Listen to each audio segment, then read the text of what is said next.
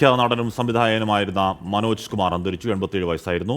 2015 ദാദാസാഹിബ് ഫാൽക്കെ പുരസ്കാരം നേടിയിരുന്നു. ശ്രീനാഥ് ചന്ദ്രനാണ് ആ വാർത്തയുടെ വിവരങ്ങൾ മുംബൈയിൽ ചെയ്യുന്നത്. ശ്രീനാഥ്, ഗുഡ് മോർണിംഗ് പറയുന്നില്ല. അപ്പോൾ ഒരുപാട് പെട്രിയോട്ടിക് ഹീറോ, ഭാരത് കുമാർ എന്നൊക്കെ വിളിപ്പേരൊക്കെയുള്ള ഒരു രാജ്യത്തിൻ്റെ തലപ്പൊക്കമുള്ള ഒരു കാലത്തിൻ്റെ നടനായിരുന്നു. എപ്പോഴായിരുന്നു അന്ത്യം? എന്താണ് മരണകാരണം ശ്രീനാഥ്?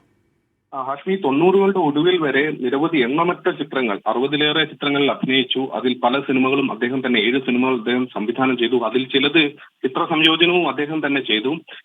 അത്തരത്തിൽ ഇന്ത്യൻ സിനിമയിൽ ഒരു അടയാളം പതിപ്പിച്ച് കടന്നു പോവുകയാണ് മനോജ് കുമാർ.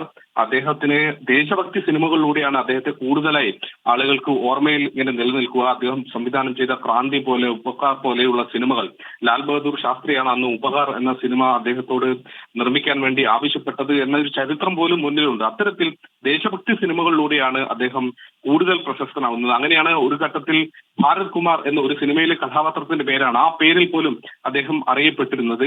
ഏതായാലും 90കൾക്ക് ശേഷം പിന്നീട് അദ്ദേഹം സജീവമായി സിനിമാ മേഖലയിൽ ഉണ്ടായിരുന്നില്ല. അദ്ദേഹം അഭിനയമായാലും സംവിധാനമൊക്കെ പിന്നീട് അവസാനിപ്പിച്ചിരുന്നു. 2015 അദ്ദേഹത്തിന് ദാദാ സാഹിബ് ഫാൽക്കെ അവാർഡ് കിട്ടുന്നത്.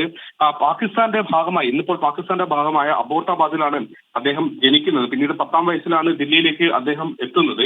അദ്ദേഹത്തിന്റെ യഥാർത്ഥ പേര് ഹരികൃഷ്ണഗിരി ഗോസ്വാമി എന്നതാണ്. പക്ഷേ അദ്ദേഹം ദിലീപ് കുമാറിന്റെ വലിയ ആരാധകനായിരുന്നു. ചെറുപ്പകാലത്ത് ദിലീപ് കുമാർ നിരവധി സിനിമകൾ കണ്ടു. അങ്ങനെ ദിലീപ് കുമാറിന്റെ ഒരു സിനിമയിലെ കഥാപാത്രത്തിന്റെ, ശബ്ദം എന്ന സിനിമയിലെ കഥാപാത്രത്തിന്റെ പേരാണ് മനോജ് കുമാർ. അത് സ്വയം സ്വീകരിച്ചു. അങ്ങനെ പേരിൽ പോലും സിനിമയിൽ നിന്ന് അദ്ദേഹം ആ ഒരു സ്നേഹം ഉൾക്കൊണ്ടാണ് ആ പേരിലേക്ക് പോലും അദ്ദേഹം വരുന്നത്. അങ്ങനെ സിനിമയ്ക്ക് വേണ്ടി ജീവിച്ച് മരിച്ച ആളാണ്.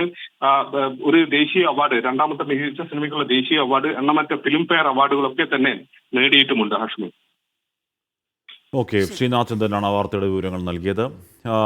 ഒരു കാലത്തിൻ്റെ, അല്ലെ, ഒരു തലമുറയുടെ ഒക്കെ വലിയ ആവേശവും രോമാഞ്ചവും ഒക്കെ ആയിരുന്ന നടനാണ്. അപ്പോൾ അദ്ദേഹത്തിന് പെട്രിയോട്ടിക് മൂവീസ് അത് നിർമ്മിക്കുക, അതിൽ അഭിനയിക്കുക എന്നതിലാണ് അദ്ദേഹം ലഹരി കണ്ടെത്തിയിരുന്നത്. ആ ഓർമ്മകൾക്ക് ആദരം.